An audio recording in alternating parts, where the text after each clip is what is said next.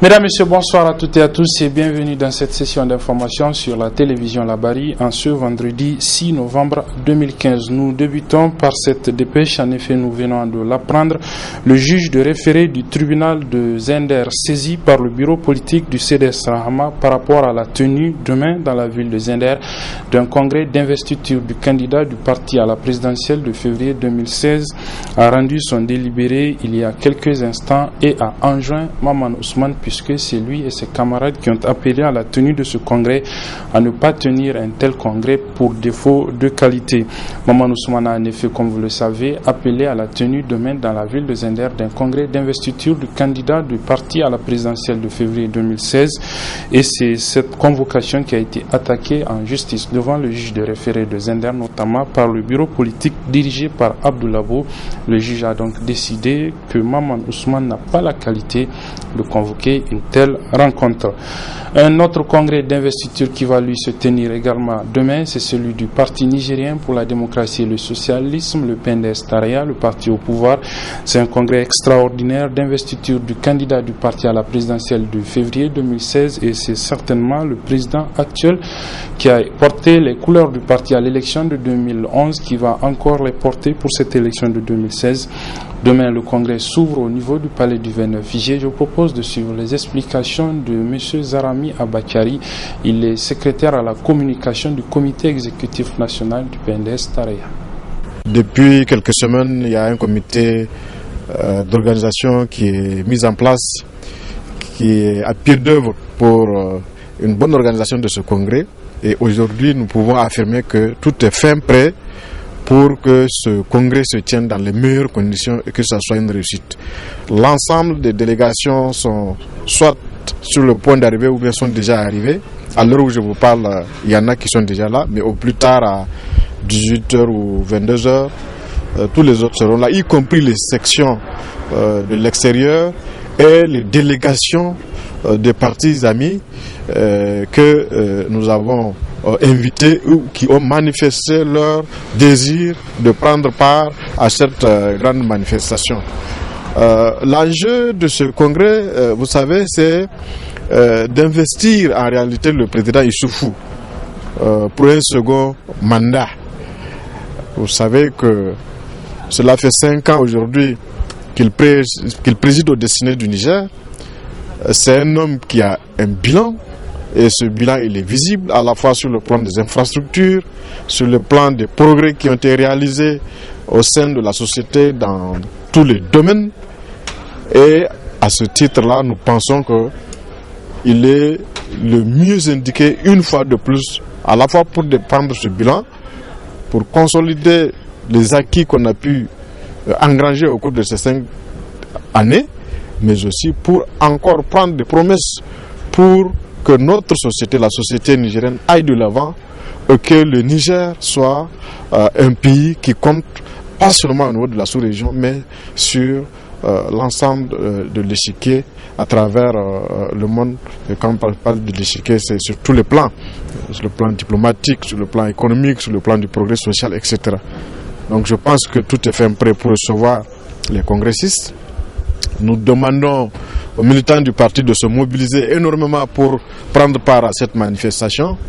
Nous demandons aussi à ceux-là qui sont avec nous, qui soutiennent le régime de la Renaissance et qui se retrouvent au niveau de la MRN, de venir soutenir la candidature du président Issoufou pour un second mandat. Et au-delà de la MRN, tous les Nigériens qui ont vu la transformation du Niger au cours de ces 5 dernières années, tous les Nigériens qui savent que le président Issoufou est l'homme qu'il faut pour ce pays, nous leur demandons de se mobiliser, de venir prendre part à cette manifestation qui est ouverte, qui concerne tous les Nigériens en réalité, pour soutenir le président Issoufou comme candidat à l'élection présidentielle de 2016. Le procès des élèves et étudiants placés sous mandat de dépôt après la manifestation du 19 octobre dernier à Niamey a eu lieu hier au tribunal de grande instance hors classe de Niamey. Le juge a écouté les plaidoiries du parquet et du conseil des élèves et étudiants et a décidé de mettre le verdict en délibéré pour le 12 novembre prochain. Je vous propose d'écouter le secrétaire général du comité directeur de l'Union des scolaires nigériens, M. Ousseini Sambo Soumana, à l'issue du procès.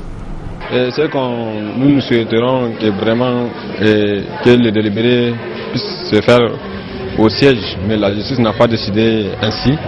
Et nous félicitons et nous encourageons la justice et l'Union des scolaires nigériens croit à la justice nigérienne. Nous attendons les délibérés les 12, Inch'Allah, et nous allons continuer le combat pour créer toutes les conditions pour la libération de tous nos amis qui sont incarcérés. On va se réunir au niveau du siège de l'Union des scolaires nigériens et nous sortirons pour appeler les médias pour leur dire que voilà le combattement que l'Union des scolaires nigériens va adapter face à cette arrestation et cette incarcération qui est arbitraire. Et ce que nous allons demander au niveau de la base de l'Union des scolaires nigériens, c'est de rester serein et mobilisé, et de dire aux forçats de l'école nigérienne et ceux qui sont en train de créer les conditions pour gâter l'image de cette organisation, parce que comme vous le savez, on avait accusé nos amis d'avoir été corrompus par l'opposition, chose qui n'a pas été brandie ici devant la justice. Donc je considère que c'est une campagne d'intoxication, d'intimidation vis-à-vis de cette organisation qui était à l'avant-garde de la démocratie, et que l'Union des scolaires nigériens va créer toutes les conditions pour que ces mensonges puissent finir et que nous créons les conditions pour aller à de nouvelles luttes et à de nouvelles acquis. Voilà, c'était donc le secrétaire général du comité directeur de l'Union des scolaires nigériens hier tard dans la soirée après le procès donc des élèves et des étudiants qui ont été placés sous mandat de dépôt après la manifestation du 19 octobre dernier dans la ville de Niamey. Le délibéré de ce procès est prévu pour le 12 novembre prochain. Les enseignants admis au concours du spécial A et B au titre de l'année 2012-2013 attendent toujours de connaître leur sort. Ce matin, le comité mis en place par ces enseignants qui sont dans cette situation a rendu public une déclaration pour encore demander l'intervention du président de la République pour régulariser leur situation. Soumaïl Abdoulaye et Nasser Dantofo. Situation toujours incertaine pour les admis du spécial A. Ils se sont donné rendez-vous ce vendredi à l'université Abdou Moumouni pour rappeler une fois de plus aux autorités l'injustice dont ils ont été victimes dans le traitement de leur dossier. Il vous souviendra qu'en janvier 2014, plus de 600 enseignants ont été suspendus du fait de leur admission à l'examen spécial A et B. Aujourd'hui, cette situation se présente comme suit. 280 enseignants radiés de la fonction publique sans droit de retraite.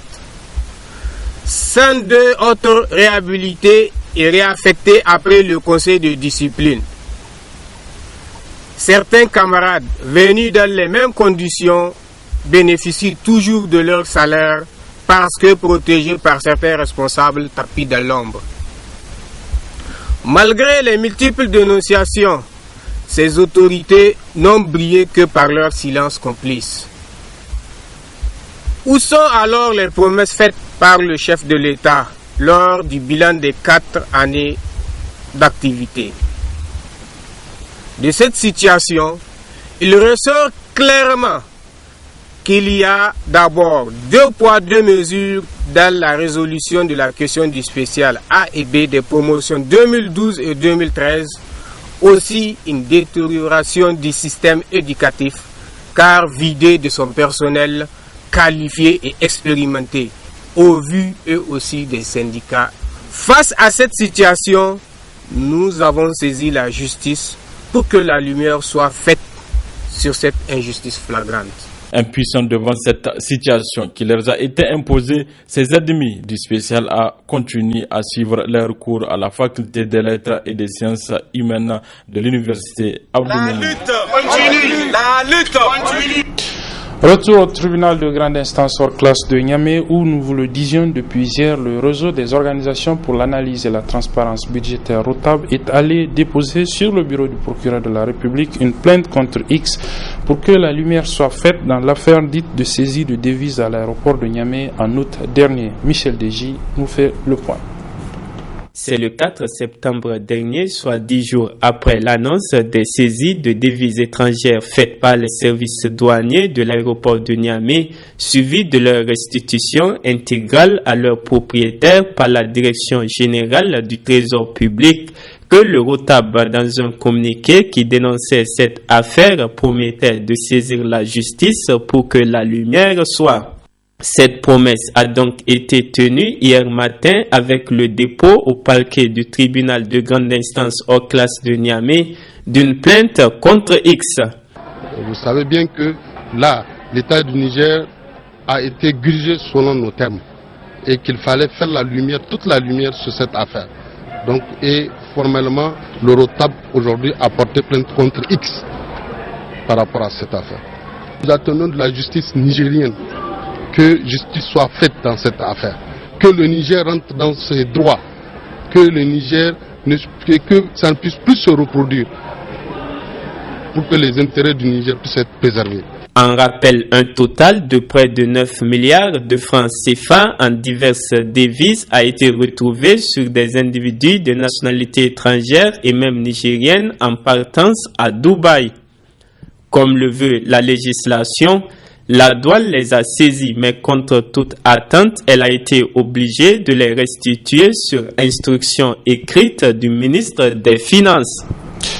Un atelier de partage du rapport bilan 2011-2015 de la mise en œuvre de l'initiative 3N, les Nigériens nourrissent les Nigériens, se tient depuis ce matin. Il est organisé par le comité multisectoriel de pilotage du programme stratégique 5 de cette initiative. Sidik Ousmane et Halidou Bourema pour le compte-rendu. La rencontre est celle de partage du comité multisectoriel de pilotage du programme stratégique 5. Une rencontre au cours de laquelle il est attendu un examen minutieux des réalisations de l'initiative 3N pour la période 2011-2015. L'objectif étant d'en dégager les perspectives pour le programme d'investissement à venir. L'objet de la rencontre d'aujourd'hui est le partage, non seulement du bilan 2011-2015 de la mise en œuvre de la stratégie de l'initiative 3N, mais aussi des axes de réflexion pour le prochain plan d'investissement 2016-2020. Et comme beaucoup d'entre vous le savent, le lancement de l'initiative 3N a coïncidé avec l'avènement d'une crise alimentaire sévère en 2011. L'État, avec le concours des partenaires, a su répondre de manière adéquate à travers la mise en œuvre d'un programme d'urgence 2011-2012. La mise en œuvre de l'initiative 3N a connu des phases successives entre 2011 et 2015, avec notamment le programme d'urgence 2011-2012, comme je le disais tantôt, le plan d'investissement 2012-2015 et le plan d'accélération de la mise en œuvre de la stratégie 2014-2015. Le CMPS 5, un environnement favorable de coordination, une instance importante de par son rôle et ses orientations. Le comité de pilotage est une instance extrêmement importante de par son rôle et ses orientations, les recommandations et aussi l'analyse des différents résultats pour voir si nous sommes dans le bon cap pour cet important projet de mise en œuvre de sécurité alimentaire et nutritionnelle et qui permet de répondre aux causes structurelles que nous avons dans le pays. Donc je puis me permettre de vous inviter à des délibérations très approfondies et fructueuses pour qu'on puisse vraiment contribuer à améliorer la sécurité alimentaire et nutritionnelle au niveau du Niger. Cet atelier de partage prouve donc à suffisance l'appui bienveillant de l'ensemble des partenaires à l'encontre du Haut Commissariat à l'initiative 3N dans sa mise en œuvre, et ceci pour lui permettre de mener à bien le rôle qui lui est dévolu. Des leaders chrétiens des missions églises évangéliques de divers pays du monde sont à Niamey depuis ce matin pour la deuxième édition du sommet global de leadership avec pour thème « Dirigeons autrement ». Le point de l'ouverture de cette deuxième édition du sommet global de leadership avec nos reporters Nasser Sedou et Michel Deji. Le leadership fait avancer les gens, avancer une cause.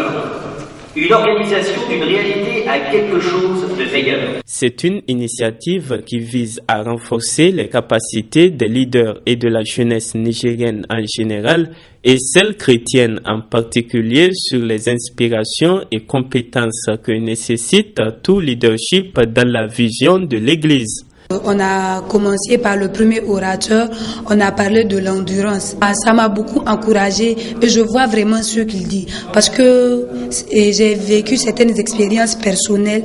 Ces expériences m'ont permis de faire une relation entre ce qu'il vient de dire, l'endurance. Vraiment, quand tu n'es pas endurant, c'est pas facile. Mais avec l'endurance, on peut y arriver. Personnellement, ça va m'aider à gérer autrement la communauté que je dirige.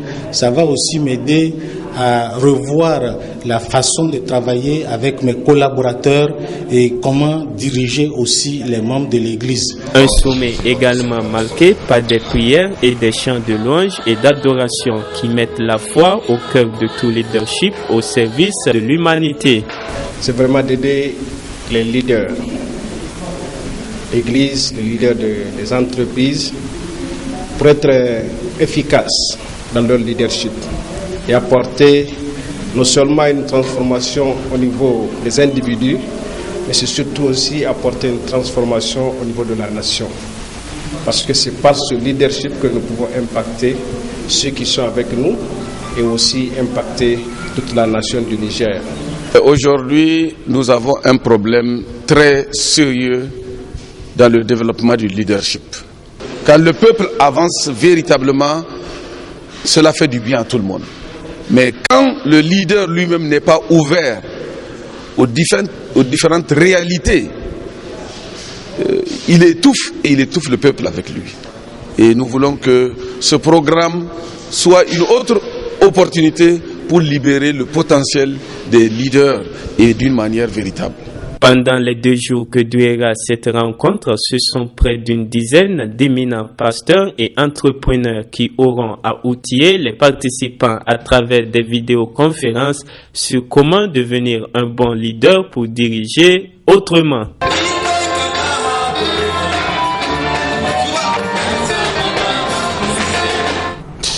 La Fédération des coopératives maraîchères du Niger a lancé officiellement ce matin l'opération de la commande groupée des semences de pommes de terre pour la campagne 2015-2016. Une opération qui vise à améliorer le taux d'accès des membres de cette fédération aux services, mais aussi améliorer leur niveau de satisfaction et de mobilisation au sein de l'organisation. Aboubakar Souley et Nafissa Adamou Sirfo. Le Niger figure parmi les pays qui ne produisent pas de plantes de pommes de terre, ce qui réduit les capacités de production au niveau national. Suite à ce constat, la Fédération des coopératives maraîchères du Niger, en tant que fêtière nationale des maraîchers du Niger, a pris en charge la question et a initié depuis 2009 une opération de commande groupée de semences de pommes de terre. L'objectif de cette cérémonie est donc de lancer officiellement cette opération pour la campagne 2015-2016. La mission, c'est de venir subvenir aux besoins en semences, en intrants et aussi en appui conseil de nos producteurs. Depuis 2009 qu'on a débuté ça, on a débuté avec 50 tonnes. Aujourd'hui, on est arrivé à 100 tonnes de semences de pommes de terre. Les cibles, ce sont nos producteurs, membres et non membres. Précisément d'abord les maraîchers membres de la FCMNIA et les autres producteurs qui peuvent s'approvisionner au niveau de la fédération. Le président du réseau des chambres d'agriculture du Niger, RECA, partenaire de cette fédération, s'est dit satisfait du travail abattu par la fédération. Je pense que c'est un exemple éclatant par rapport au service rendu aux membres. Cette notion de commande groupée, que ce soit les semences, que ce soit les engrais, il faudrait que toutes les organisations puissent s'en inspirer. En tout cas, aujourd'hui, FCMNIA nous a donné un éclatant exemple de comment rendre service à ses membres. Dans la perspective d'améliorer les performances de la filière pommes de terre, la FCMNIA a, au cours de cette cérémonie, remis des caisses de pommes de terre aux producteurs de Douchi, Bonkoukou et Agadez. Notons que cette cérémonie a été rehaussée par la présence du secrétaire général du ministère de l'Agriculture. C'est la fin de cette édition, mesdames, messieurs. Merci de l'avoir suivi. Merci également aux équipes techniques et rédactionnelles qui m'ont aidé à vous la présenter. Les programmes se poursuivent sur la télévision La Bari. Au revoir.